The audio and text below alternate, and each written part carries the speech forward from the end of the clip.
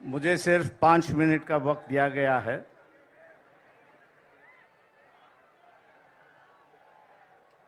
राहुल गांधी जी,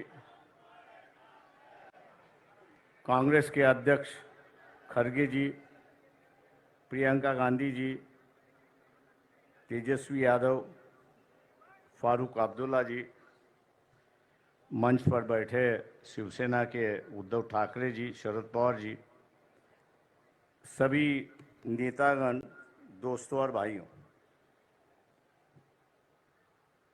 जहाँ तक मैं समझता हूँ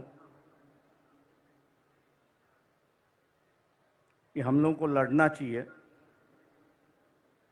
साथ लड़े, अकेला लड़े, लेकिन लड़ना चाहिए।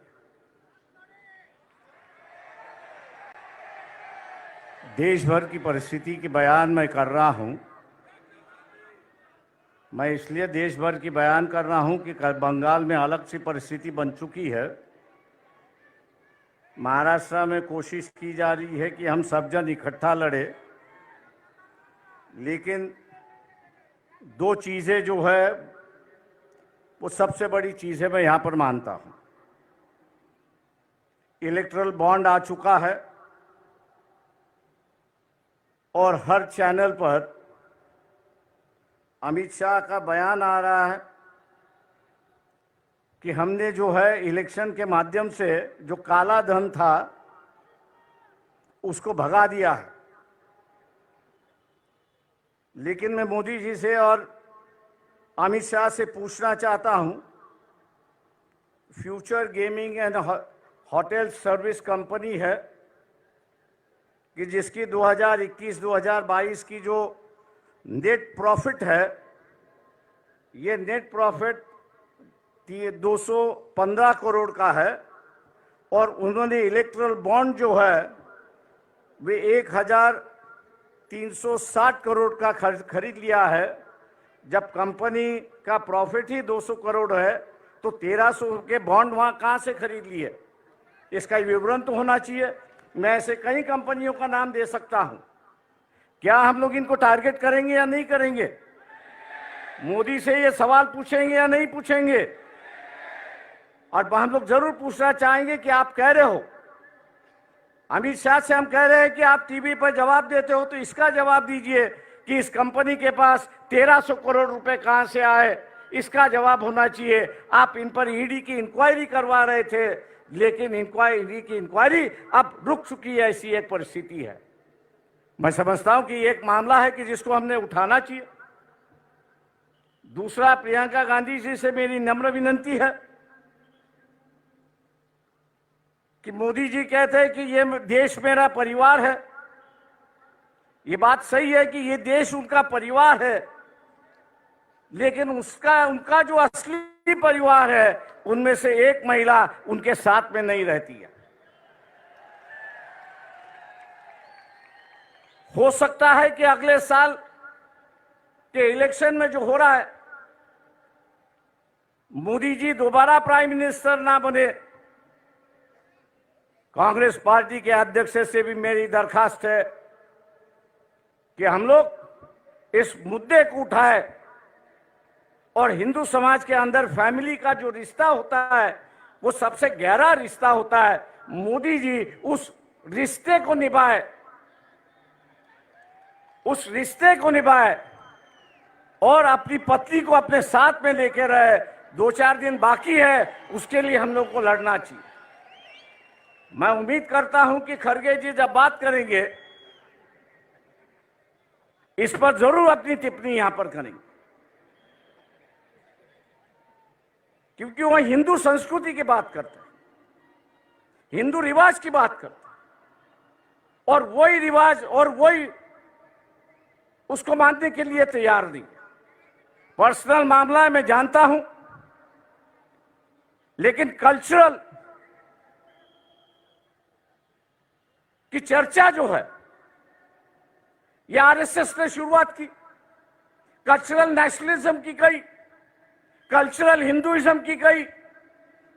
अब वो अगर अदा नहीं कर रहे हैं तो मैं समझता हूं कि हम लोगों की जिम्मेदारी होती है कि उनको उनकी बात समझा है और उसको अदा करने के लिए वो अपना अधिकार के लिए वो लड़े और हम लोग उनको सिखाए। ऐसी एक परिस्थिति है। दोस्तों, 5 मिनट का वक्त होते आ रहा है। मैं और एक बात यहां पर कहूंगा। राहुल गांधी जी से मेरा दरखास्त है यहां पर, वो ये है कि ईवीएम जो है 2004 से मैं उससे लड़ रहा हूं। आज भी बंबई हाई कोर्ट में उसके लिए मैं लड़ रहा हूं। पिछले 6 महीने से जब ईवीएम इंक्वायरी की बात आई तो इलेक्शन कमीशन उसको टाल रहा है। उसकी जो मशीन आती है वो अमेरिका से आती है, लेकिन वहां के जो चिप उसमें 2 है, स्टोरेज चिप जो है, वो यहां 20-20, 25-25 रुपए में मिलते हैं कि जिसको मैनिपुलेट होता है।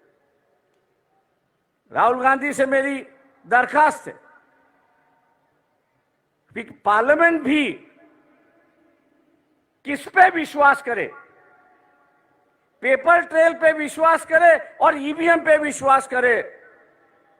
तो पार्लियामेंट ने कानून से कहा है कि अगर डिफरेंस आया, ईवीएम के काउंटिंग में डिफरेंस आया और पेपर ट्रेल की काउंटिंग में डिफरेंस आया, तो मानना है कि पेपर ट्रेल का जो वोट है वही आपको मानना है, ईवीएम को बगल में रखना है। क्या हम लोग इस इलेक्शन के पहले, इलेक्शन शुरुआत होने के पहले इलेक्शन कमीशन को घेराव डाले, सब पार्टियां उससे मिले कि अगर कोई कैंडिडेट अर्ज करता है, एप्लीकेशन करता है कि वेरीफाइड पेपर ट्रेल जो है वो काउंटिंग होना चाहिए, उसका एप्लीकेशन मंजूर होना चाहिए। क्या हम लोग इसके लिए लड़ने के लिए तैयार है? दिल्ली में हम लोग को यहां पे जाना होगा। मैं राहुल गांधी से विनती करता हूं कि वो अगर डेट ऐलान करेंगे तो शायद हम लोग उसमें शामिल होंगे, बड़ी संख्या में शामिल होंगे, ये मैं आशावाद यहां पर करता हूं। रही बात लोग साफ सुथरी कैरेक्टर के लोग चाहते हैं। ये जो फैमिलीवाद है, दूसरे चीजें जो है, लोग उससे ऊब गए हैं। हम लोग उससे बाहर निकले और मैं इस मंच से कहना चाहता हूं कि हम लोग अपना इस्तेमाल एटलीस्ट महाराष्ट्र के लिए परिवारवाद के लिए खर्च करने के लिए तैयार हैं। हम आपके साथ हैं। आम आदमी हो, डेमोक्रेसी सोशलाइजेशन हो, कैंडिडेचर का सोशलाइजेशन हो, ना ये हो किसी एक परिवार से, किसी एक कास्ट से ज्यादा लोकसभा के उम्मीदवार हो और हम उनको पीछे सिर्फ वोट बैंक बने। हम लोग वो बनने के लिए तैयार नहीं है। मैं इन्हीं बातों के साथ आपसे रजा लेता हूं कि 5 मिनट का वक्त खत्म हो चुका है। जय भीम, जय भारत। धन्यवाद प्रकाश जी। अब अगली कड़ी में सादिक अली